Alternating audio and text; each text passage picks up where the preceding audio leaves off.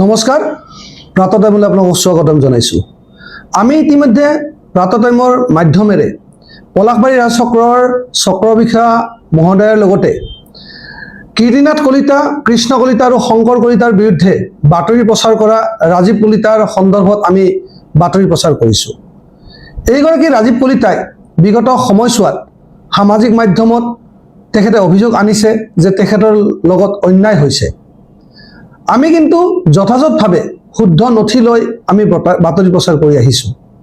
অতি শেহতীয়াভাৱে এইগৰাকী ৰাজীৱ কলিতাই প্ৰাতঃ টাইমৰ ওপৰত অভিযোগ আনিছে যে প্ৰাতঃ টাইমে ভুৱা বাতৰি প্ৰচাৰ কৰিছে।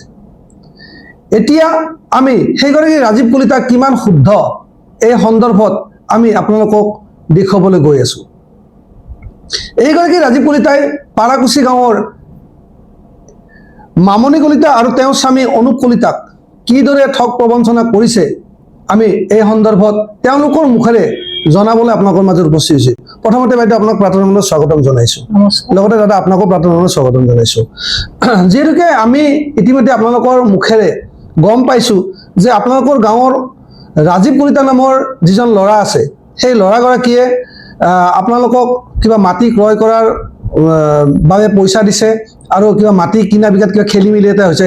কি হৈছে মই বাইদেউৰ মুখেৰে প্ৰথমতে জানিবলৈ ইচ্ছা কৰিছোঁ। হয়, মোৰ নাম শ্ৰী মামনি কলিতা, মোৰ স্বামী অনুপ কলিতা আৰু মোৰ সৌ দেউতা তিনিজন ল'ৰা এজনী ছোৱালী আছিলে। মানে তাৰপিছত এই মোৰ ডাঙৰ দাদাটো ঢুকাইছে, তাৰপিছত এখেত মাজু মোৰ স্বামী আৰু মোৰ সৰু দেউতাটো মানে অসুখ হ'ল, কিবা এটা বেমাৰ হ'ল। কিমান দিনৰ কাহিনী এইটো? আজি 2 বছৰ হ'ল কমপ্লিট। তাৰপিছত 2 বছৰ হ'ল হোৱাৰ পিছত আমি হেৰি কৰিলো, মানে যি তাক চিকিৎসা কৰিব লগা হ'ল। চিকিৎসাৰ আমাৰ চিকিৎসাৰ কাৰণে পইচা লগা হ'ল। আমাৰ তাত পইচা মানে আমি মানে গৰীব মানুহ, তাৰপিছত পইচা লগা হওঁতে আমি মাটি অলপমান বিকাৰ, যিহেতু আমাৰ মাটি অলপমান আছে, মাটিটো বিকি পেলাই তাক চিকিৎসা কৰো। মাটিখিনি ক'ত আছে বাইদেউ? মাটিখিনি এই মানে মণিয়াৰী তিনিআলিৰ এই ৰেললেণ্ডৰ ওচৰতে আছে। 2 বিঘাৰ অলপমান বেছি আছে মাটি। তাৰ পৰাই যিহেতু হেৰি চাব লাগব, কোনো তাই মানে সি বিয়াও পাতা নাছিল। তাৰপিছত আমাৰ লগতে থাকে, তাৰ বেমাৰত মোলো অলপমান মাটি আমি বিকো। এনেকে আলোচনা কৰি গোটেইকেইটাই বহি আলোচনা কৰো। কৰাৰ পিছত আমি মানে কাষ্টমাৰ বিচিলো যে মাটিটো যে আমি বিকবা লাগব। আমি কাষ্টমাৰ বিচিৰি গম পালো যে আমাৰ পাৰাকুচিৰ আমাৰ ওচৰৰে ল'ৰা ৰাজীৱ কলিতা, তাক আমি পালো। পাই পেলাই তাৰ লগত তাকে আমি খবৰা খবৰি কলো, সিও আহিল। আৰু পিছত আমি আলোচনা কলো যে ৰাজীৱ, তোমাক আমি 2 কঠা মাটি বিকিম আৰু সেই 2 কঠা মাটিটো হেৰি তুমি কিনবা। তাৰপিছত সি কৰা বৌ ঠিকে আছে কিনিম। তেতিয়া দৰ দাম কৰি আমি মানে 2 কঠাত মানে কঠা 5.5 লাখকে 11 লাখ টকাত তাক ঠিক কৰিলো। কৰাৰ পিছত আমি মানে সাক্ষী 3জন লৈ গলো। তাৰপিছত সেনেকে পইচাটো কি নাম আছিল? হিতেশ মহন্ত আৰু দীনেশ কলিতা, সত্যবন কলিতা, 3জনক লৈ যাই পেলাই আমি মানে আমাৰ ওচৰৰে। তাৰপিছত সিহঁত 3জনক লৈ যাই পেলাই আমি হেৰি কৰিলো, এই কিবা যে কৰে সেই লেখা নহয় এগ্ৰিমেন্ট সেইদিনা হোৱা নাই, মানে ইমাৰ্জেঞ্চি পইচাটো লগা হ'ল, সি হস্পিটেলত আছে, আমি তাক আনব লাগে। তাৰপিছত আমি দিলো হেৰি, সি আমাক মানে কেছ পইচা দিছে 1,40,000 টকা। সেইদিনা আমাক কেছ পইচা দিছে। দিয়াৰ পিছত এনেকে সিয়াৰ বেমাৰৰ চিকিৎসা চলি আছে, 4 মাহ মান আছে সি। তাৰপিছত আমাৰে ভাগ্যত নাই, সি মোৰ দেউতা ঢুকাই থাকিল। তাৰপিছত থাকাৰ পিছত এইবাৰ মানে যিখিনি পিছৰ কাম কৰণীয় হেৰি কাম কিৰাৰ কাৰণে এনেকে পইচা অলপ গোটেই মানে হেৰি একেলগে আনা নাই, আমি আজি অলপ কালি অলপ এনেকে আনাংতে মুঠ হেৰি পইচাটো আমাৰ এই 6 লাখ টকা হৈছে। আপুনি হিচাপ কৰিছিলে? হয়, মই হিচাপ কৰিছিলো। এনেকে 6 লাখৰ অলপ সাধাৰণ কম হয়, তাৰ মই মুঠ 6 কৰি থৈ দিছো। আৰু মানে তাৰ লগত বহিছিলে ৰাজীৱৰ? সেনেকে নহয়, ৰাজীৱৰ লগত বহা নাই। মোৰ তাত থকা হিচাপ খিনি মই লিখি পেলাই 6 লাখ হৈছিলে পইচা, সেনেকে আনিছো। আনাৰ পিছত বাকী খিনি পইচা থাকিল দিব, যি 4 লাখ টকা থাকে দিব থাকিল। তাৰপিছত এনেকে চব খিনি গেল। তাৰপিছত কলো ৰাজীৱ, মাটিটো ৰেষ্টাৰ ল'ব লাগছিল আৰু মাটিটো ৰেষ্টাৰ লৈ আমাক পইচা খিনি দিব লাগছিল। সেনেকে ক'লা। কওঁতে যে বুৱাটোৰ মাটিটোত অলপমান জট আছে, মই সেইখিনি জট খিনি মাৰি লওঁ।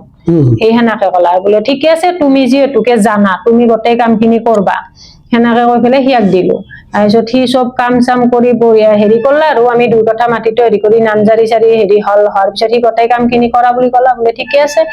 তাৰপিছত এইবাৰ থাকি মই হেৰি যেতিয়া আমাৰ তাৰমানে পইচাটো সিয়াক যেতিয়া ক'লো তেতিয়া বোলে হ'ব দে বৌ মই এটক একেথোপে পইচাটো দিম খুচুৰকে নেদো বৌহঁতৰো এটা কাম হ'ব সেনেকে কয়। তাৰপিছত মই যোনখন বাকাৰত তাৰমানে তেতিয়া খেতিৰ দিন আহিল আমাৰ হেৰি মানে সেই কঠীয়া পাৰা দিন আহিল কঠীয়া চঠীয়া পাৰিলো তাতে চাইডৰ মানে চাইডত কঠীয়া পাৰিলো পাৰাৰ পিছত মই যেতিয়া কঠীয়া গাজাৰ পিছত মানে ছাগলী বহুত উৎপাত কৰে। মই একদিন ৰাতিপুৱা ৰখাকে গেলো সোনকালে তাৰপিছত যাঙে কোনোবা ল'ৰা দুটাক খাদাং কেতিয়াবা হেৰি মানুহজন যাই পেলাই ৰখি সেইদিনা মই গেছো যাওঁতে আগৰ ফালে সি বেৰাখিনি দি আছে মই ৰখি চাই আছো 2টা কৰ্মচাৰী লগাইছে তাৰপিছত বেৰাখিনি দি আছে দি থকাৰ পিছত এইবাৰ মই কলো যে ৰাজীৱ হেৰি তই যে বেৰাখিনি দিছা নহয় হেৰি চাইডৰ বেৰাটো টানি দিলে আগৰ খিনি ঠিকে টানি লৈ যাই আছে। তাৰপিছত শেষত যেতিয়া আগৰ ফালে নিলা শেষৰ বেৰাখিনি এনেকে চাইডত টানাওতে সি গলা মই তেতিয়া দেখা পালো পাই পেলাই এইটো মানে 2 কঠা মাটি নহয় 1 বিঘাৰ বেছি মাটি। তাৰপিছত মই সিমানো এটা নাজানি মই ওচৰত দাদা এটা আহিলা আনতে মই দাদাটো সুধলো দাদা এই মাটিখিনি চাই দিয়কচোন এইখিনি মাটি 2 কঠা না 1 বিঘাৰ বেছি দাদা তই কলা নহয় ইয়াতে 1 বিঘাৰ বেছি মাটি আছে।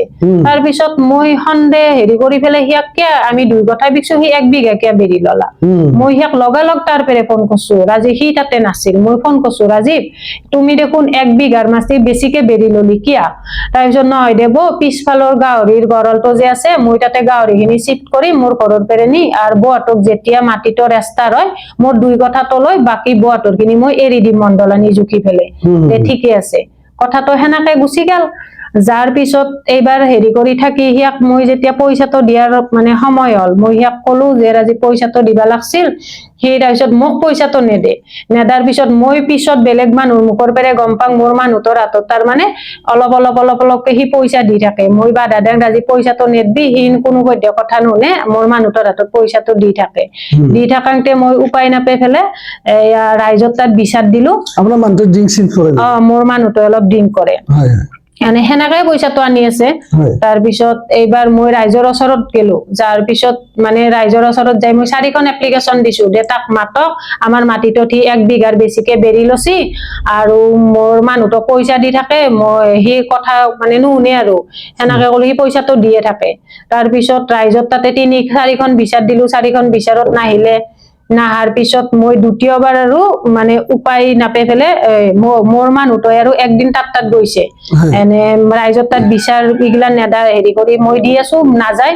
তাৰপিছত একদিন মই হেৰি মোৰ মানুহটোৱে আৰু পইচাটো মানে কেতিয়া দিবি এনেকে ৰাতিপুৱা মোৰ সৰু ল'ৰাটোৰ লগত গৈছে তাতে বহুত গণ্ডগোল কৰিছে বোলে তাতে কৰাৰ পিছত সি গণ্ডগোল কৰি যেতিয়া মোক তাৰ পৰা সি ফোন কৰিছে বৌ হেৰি অনুপ দাই মোৰ লগত কাজিয়া কৰবা আহিছি আৰু হেৰি মোক আপোনালোকৰ মাটিটো নালাগে মই ৰিটাৰ্ণ দিম আৰু হেৰি কৰিব মোক পইচাটো ৰিটাৰ্ণ দিব সি মোক সেনেকে কলা কওঁতে মই কলো যে ঠিকে আছে পইচাটো ৰিটাৰ্ণ দিম কিমান খিনি পইচা হৈছে মোক হিচাপটো দি দে 15,75,000 ৰাজীৱ কলিতাই কলে যে 15,75,000 টকা 15,75,000 হৈছে দে ঠিকে আছে মই কাষ্টমাৰ বিচাৰি তোমাক পইচাটো মই 15,75,000 আপুনিতো কলে 6 লাখ টকা নহয় মই 6 লাখ টকা মোৰ মানুহটোৱে আনা বুলি কৈছে এই 9,25,000 টকা। দাদা মই মাজতে তেখেতক সুধি লৈছো দাদা আপুনি ইমান টকা লৈছিলে নেকি?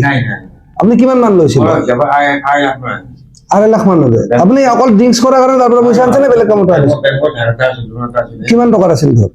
20,000 টকা আছিল। 20,000 টকা ধাৰ আছিল সেইটো কাৰণে পইচা আনিছে আৰু এনে আপুনি মদ চদ খোৱাৰ কাৰণে যি আনিছে নেকি?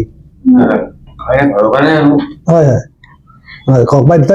তাৰপিছত এইবাৰ সেনেকে যেতিয়া 9,75,000 টকা মানে হেৰি বেছিকে আনা বুলি কলা কওঁতে মোৰ তেতিয়া মানে হেৰি লাগি গেল। তাৰপিছত মই গলো ঠিকে আছে যদি 9,75,000 টকা আনছি ঠিকে আছে। তাৰে পিছত মই এইবাৰ হেৰি ৰাইজৰ মানুহকেইটা লৈ পেলাই সিয়াৰ তাতে গেলো সিয়াৰ তাত গলো যাই পেলাই সি যিহেতুকে মিটিঙত নাহে ৰাইজৰ মানুহ মাতাৰ পিছতো সি মিটিঙত নাহে মই ৰাইজৰ মানুহ 3জন লৈ পেলাই প্ৰেচিডেন্ট ছেক্ৰেটাৰী উপসভাপতিক লৈ পেলাই মই ৰাইজৰ ওচৰত গলো মানে কি তাৰ ঘৰত গলো নিজে গৈছো ঘৰত কিন্তু মানে হিচাপ সি ৰাইজৰ ওচৰত আহিব লাগে কিন্তু ৰাইজ এখন তাৰ চোতালত গৈছে মোৰ হেৰিত তাৰপিছত যাৰ পিছত গোটেইখিনি সি কাগজ পাতিখিনি দেখুৱাই দিলা, তাৰপিছত কলা যে অনুপ দাই 20 লাখ টকাত মাটি মোৰ তাতে বিক্ৰী কৰছি।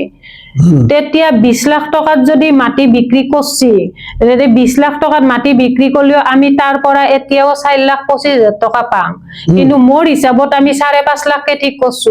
বাৰু মোৰ মানুহটোই 5.5 লাখকে মানে কি গোটেই বিঘাই বিকছি, মই তাতেও মানি লৈছো। 5.5 লাখকে কথা ঠিক করছিলো, 5.5 লাখকে 27,75,000 কি 27,50,000 টকা হয়। 50,000 টকা তো মোক দি সি কোনো সিখিনি পইচা নেদে, মানে 27,75,000 বিঘা নেদে, সি 20 লাখ টাকাত এটা থপ কৰি ফেলে ঠিক কৰছি। বাকি সেই কি মানে আপোনাৰ হাজবেণ্ডৰ লগত তেওঁ 20 লাখত একালাই নিজে, সি মায়া তাৰ মায়াক আৰু সি ৰাজীৱ কলিতাই নিজে প্ৰমীলা কলিতা আৰু ৰাজীৱ কলিতাই দুইটাই মিলি পেলাই মোৰ মানুহটোৰ পৰা মানে এই মানে হেৰি কৰি পেলাই আলোচনা কৰা বুলি কৈছে। সিহঁতে দুই কথাৰ জায়গা তেওঁলোকে 1 বিঘা 20 লাখ টকাত ঠিক কৰি ললে। আমি মানে মোৰ ল'ৰা দুটা আৰু মই গম নাপাকে, সি নিজে নিজে সিহঁত তিনিজনৰ লগত ঠিক কৰা বুলি 20 লাখ টকাত ঠিক কৰা বুলি ক'লে। তাৰপিছত মই তেতিয়া মানি লোৱা নাই যে 20 লাখ টকাত তোক মাটি কেনেকে দিম, আগৰ মাটিখিনিত বেছি দাম কৰি পিছৰ মাটিখিনি কম দামে কেনেকে দিম, সেইটোতো হবই নৰে। তথাপিও সি যদি সিখিনি 20 লাখ টকাও দেয়, এতিয়া আজি 1.5 বছৰে 4,25,000 টকা আমি সিয়াৰ তাৰে পাম। 60 টকা 25 পইচাও আমাক আজিলৈকে এতিয়ালৈকে দিয়া নাই, 10 বছৰ এটি ঠগি আছে। এতিয়া সি মাটিটো ৰেজিষ্টাৰ লৈছে নেকি আপোনালোকৰ? মানে আমি গম নাপাং যে সি যে মাটিটো এতিয়াও সিৰ মুখেদি উচ্চাৰণ হোৱা নাই মাটিটো যে সি ৰেজিষ্টাৰ লৈছে। মানে পিছত যেতিয়া মই কিছুমান মানে হেৰিতে কাগজ হেৰি কৰাংতে গম পালো, মানে আজিকালি অনলাইন মাৰি দিলি গোটেই ডাক নম্বৰ পাতা নম্বৰ আহে নহয়, তেতিয়া কিবা এটা মাটিৰ কাগজ বিচৰাংতে সেয়াটোৰ নামটো তাৰ মানে হৈছে। সি তাৰ মানে কিবা যে কয় জালি হেৰি কৰি পেলাই সেনেকে সি আমাৰ পৰা নাম জাৰি কৰি মোৰ মানুহটোৰ পৰা নাম জাৰি কৰি লৈছে। হয় হয়, এতিয়া সি যোগাযোগ কৰিছে নেকি আপোনালোকৰ? নাই নাই, এতিয়ালৈ যোগাযোগ কৰা নাই। আৰু যেতিয়া মই তাৰ মানে উপায়বিহীন হৈ কীৰ্তিনাথ কলিতা, কৃষ্ণ কলিতা, শংকৰ কলিতা ইহঁতৰ যেতিয়া বাতৰিটো পালো, পাই পেলাই মোৰো অলপমান সাহস গঠিল, আপোনালোকৰ ওচৰত গেলো। যেতিয়া সি আপোনালোক আমাৰ ঘৰত আহিব বুলি গম পালে, সি এনাই সিয়াক যদি মই ফোন কৰো, সি কোনো পধ্যে আমাৰ নাম্বাৰ গিলা ছেভ আছে কিজানি, কোনো পধ্যে ফোন নকৰে, মানে ৰিচিভ নকৰে। আৰু মানে মই বেলেগ নম্বৰেদি কেতিয়াবা কথা থাকলে সিয়াক বেলেগ নম্বৰেদি ফোন কৰি পেলাই কব লাগব যে ৰাজীৱ মই কৈছো দে, ফোনটো নাকাটবি, মোৰ কথা আছে, সেনেকে কব লাগব। তাৰপিছত আপোনালোক যা গম পাই পেলাই সি কৈছে মানে মোক মানে এনেকুৱা ফোন কৰছি, মানে 15-20 বাৰৰ ওপৰত ফোন কৰছে। কেতিয়া কৰিছে? কালি ৰাতিপুৱাৰ ভাগত কৰিছে, মানে নাই 10টা-11টা মানৰ ভিতৰত। আপোনালোক যোৱাৰ মানে সেইখিনি সময়ত ফোন কৰিছে। এতিয়া মই উপানবিহীন হৈ মানে মই আপোনালোকৰ ওচৰত চাপিছো। মানে তেওঁ যি আপোনালোকক কৈছে যে 20 লাখ টকা দিম, তাৰ পৰা আপুনি 4,25,000 টকা আজি তাৰিখতো পাব, আজিৰ তাৰিখতো পাব আছে, আজি লৈ দিয়া নাই। ঠিকে আছে, আপোনাৰ কথাখিনি আমি গম পালো। এতিয়া মই দৰ্শকসকলৰ জ্ঞাতাৰ্থে মই ক'ব বিচাৰিছো যে বগা দেখিলে গাখীৰ নহয়, তাৰ সেয়া ফেনাইলো হ'ব পাৰে। এই ৰাজীৱ কলিতা বোলা ব্যক্তিগৰাকী বিৰুদ্ধে আমি যেতিয়া বাতৰি প্ৰচাৰ কৰিছিলো, কীৰ্তিনাথ কলিতা, কৃষ্ণ কলিতা আৰু শংকৰ কলিতাৰ সন্দৰ্ভত আমি ৰাজীৱ কলিতাৰ বিৰুদ্ধে যেতিয়া বাতৰি প্ৰচাৰ কৰিছিলো, একাধিক আমাৰ শুভাকাংক্ষীয়ে আমাক প্ৰশ্ন কৰিছিলে, বিভিন্ন ধৰণৰ প্ৰশ্ন কৰিছিলে। আমি সেই শুভাকাংক্ষীসকলক আমি দেখুৱাব বিচাৰিছো যে প্ৰাতঃটাইমে কেতিয়াও ভুৱা নিউজ নকৰে। প্ৰাতঃটাইমে সদায় ৰাইজৰ লগত আছে, ৰাইজৰ সৈতে থাকিব আৰু ৰাইজৰ হকেহে কাম কৰি যাব। কাৰো পকেটত থাকি কাৰো বহতীয়া হৈ প্ৰাতঃটাইমে কাম কৰা নাই। আজি মামনি কলিতাৰ মুখেৰে আপোনালোকে সবিশেষ তথ্য গম পালে যে ৰাজীৱ কলিতা বোলা এই ল'ৰাজন কিমান ধোৱা তুলসীৰ পাত। আনৰ চৰিত্ৰ হনন কৰিবলৈ গৈ আজি ৰাজীৱ কলিতাই কেনেকৈ চৰিত্ৰ হনন কৰে। এইখিনিতে মই এটা কথা আপোনালোকক ক'ব বিচাৰিছো যে যোৱাকালি এইগৰাকী ৰাজীৱ কলিতাই ফোনযোগে মোক তেওঁ বহু ধৰণৰ কথা কৈছে। তেওঁ অৱশেষত তেওঁ মোক নিজে ছুইচাইড কৰিম বুলি তেওঁ ধমকি দিছে। মই ছুইচাইড কৰিলে তাৰ জগৰীয়া আমি প্ৰাতঃটাইম সংবাদ গোষ্ঠী আমি হ'ব লাগিব বুলি তেওঁ আমাক ধমকি দিছে। ইতিমধ্যে তেওঁ আন বহুজনকো তেওঁ ধমকি দিছে তেওঁ ছুইচাইড কৰিম বুলি। সেয়ে মই প্ৰশাসনক মই অনুৰোধ জনাইছো যে এইগৰাকী ৰাজীৱ কলিতাক অতি শীঘ্ৰে কৰায়ত্ব কৰিব লাগে আৰু তেওঁ যদি এনেকুৱা ধৰণৰ অনৈতিক কামত লিপ্ত হয় তেওঁ কঠোৰৰ পৰা কঠোৰতম শাস্তি দিব লাগে বুলি আমি ভাবো।